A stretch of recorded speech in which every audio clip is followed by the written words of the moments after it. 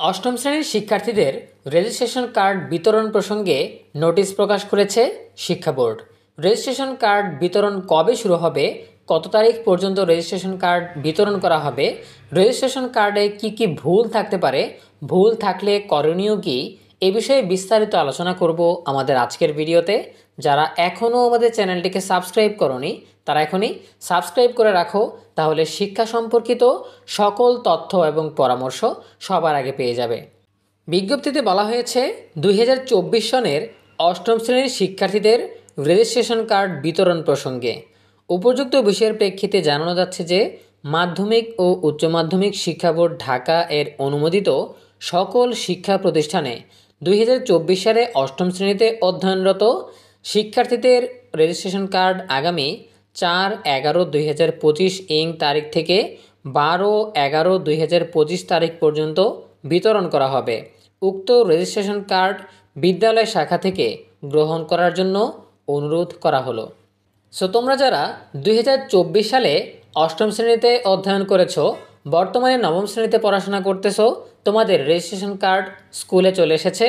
আগামী 4 তারিখ থেকে অর্থাৎ 4 নভেম্বর থেকে 12 নভেম্বর পর্যন্ত তোমাদের রেজিস্ট্রেশন কার্ড বিতরণ করা হবে। এ সময় স্কুল থেকে তোমাদের এই রেজিস্ট্রেশন কার্ড সংগ্রহ করতে হবে। এখানে 4টি নির্দেশনা দেয়া আছে। প্রথমেই বলা হয়েছে রেজিস্ট্রেশন কার্ডে কোনো ধরনের ভুল ত্রুটি হয়ে থাকলে আগামী 20/11/2025 তারিখের মধ্যে বোর্ডের নির্ধারিত ফরমে সংশোধনের জন্য আবেদন করতে হবে। উক্ত তারিখের মধ্যে সংশোধন না হলে এর দায় দায়িত্ব প্রতিষ্ঠান প্রধানকে বহন করতে হবে। তোমার রেজিস্ট্রেশন কার্ডে যদি কোনো ভুল ত্রুটি থাকে, তোমার নামে ভুল থাকতে পারে, পিতার নামে ভুল থাকতে পারে, মাতার নামে ভুল থাকতে পারে, জন্ম তারিখে ভুল থাকতে পারে, সব ধরনের বিষয়গুলো তোমরা চেক করে নেবে।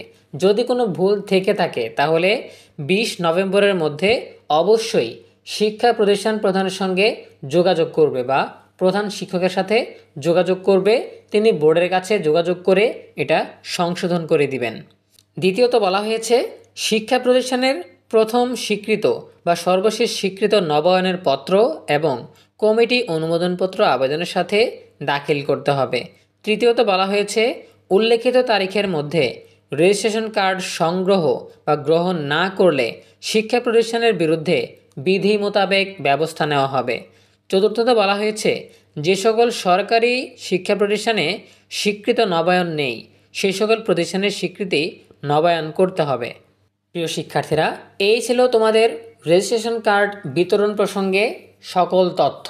তোমরা এই নির্দিষ্ট সময়ের মধ্যে রেজিস্ট্রেশন কার্ড সংগ্রহ করবে এবং খুব ভালোভাবে পরখ করবে যে কোনো ভুল ত্রুটি আছে কিনা। থাকলে অবশ্যই সংশোধনের জন্য প্রতিষ্ঠান প্রধানের সাথে যোগাযোগ করবে। সো দেখা হবে পরবর্তী আপডেট নিয়ে নতুন কোনো ভিডিওতে। সেই পর্যন্ত তোমরা সবাই ভালো থাকো, সুস্থ থাকো, নিরাপদে থাকো এবং সবসময় ইএনইউবির সাথেই থাকো। তোমাদের সকলের জন্য রইল অনেক অনেক শুভকামনা। ধন্যবাদ সবাইকে।